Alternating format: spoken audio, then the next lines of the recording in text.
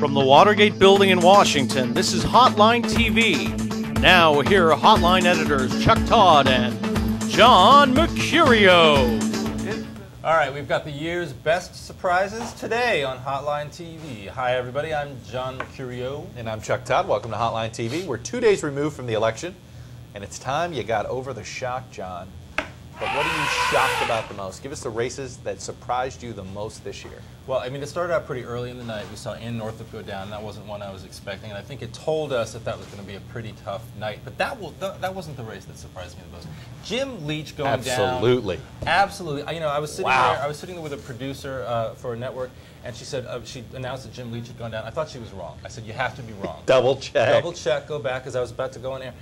Jim Leach went down. He's been in office for 30 years, constantly targeted, not a big fundraiser, but This year not targeted. They didn't spend it, in fact. And that is the funny thing about a lot of these Republicans. And Northup who was the same down, thing. Didn't get targeted in the last one. There are all these Democrats in Iowa, in Kentucky, who have run against these two Republicans in the past. Who are saying, why didn't I run in 2006? Right. Why was I Jack Conway who ran in 2002? Dave Loebsack has been a source of mine for Democratic White House 2008 type of stuff in 2004. He's an activist out there. He literally is a college professor.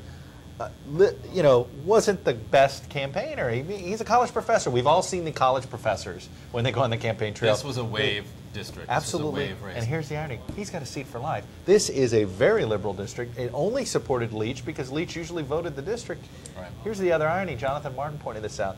There were 5 members of Congress, either in the House or Senate, on the ballot on Tuesday who voted against the Iraq War resolution. And still Three of them lost. Three of them lost. Link Chafee,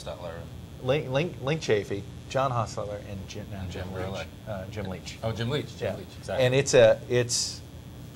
just shows you how big. And you know, Leach didn't spend money. He always did this.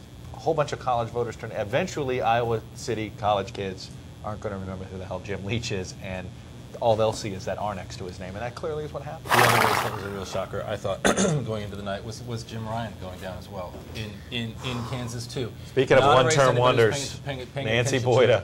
Look, there are Democrats in Kansas who have been laughing about the idea that Nancy Boyda was going to make this into a race.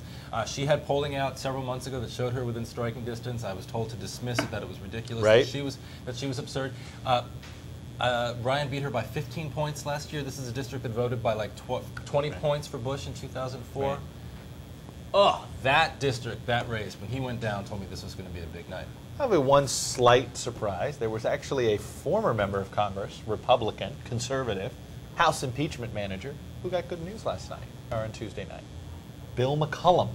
Oh, He's now the Attorney General of the state of Florida. The flag, if you will. The Attorney General I mean, this is it's not like a chump position.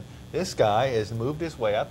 Apparently now he's the heir apparent to be Florida's next Republican nominee for governor. Probably not in 10, probably in 8 years from now. But that was a surprise. I have to admit, I did not think he was going to get over the finish line. Democrats had a guy named Skip Campbell, but Jim Davis ran a very disappointing race. But it was a great year for Republicans in the state of Florida. Except for the Senate race. But otherwise, yeah. It was an amazing year. Way to go. Let's see, who did that recruiting? Is that Karl Rove or Jeb Bush? Who should we blame for way to do that? Liddy Dole. Because it's not her fault. Not her fault. This is Florida. This is a Bush. No, this is a Bush family state. They should be able to find any candidate. So should she. And be able to beat Bill Nelson. I agree. All right, there's our list of 2005-2006 surprises. Join us tomorrow and we'll check in on the House leadership races. Until then, I'm John Mercurio. And I'm Chuck Todd. We'll see you next time on Hotline TV.